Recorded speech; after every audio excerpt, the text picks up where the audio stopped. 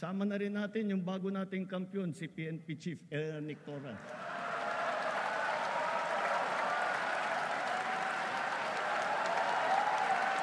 Sumusunod sila sa yapak ng ating mga kampiyon at world-class na athlete tulad ni Senator Manny Pacquiao, ni Heidelin Diaz, ni Caloy Yulo, Ira Villegas, Nesty Petesio, EJ Obiena, Alex Ayala, ang Paralympian natin na sina Gerald Mangliwan, Sandy Asusano, Angel May Otom, at Ernie Gawilan.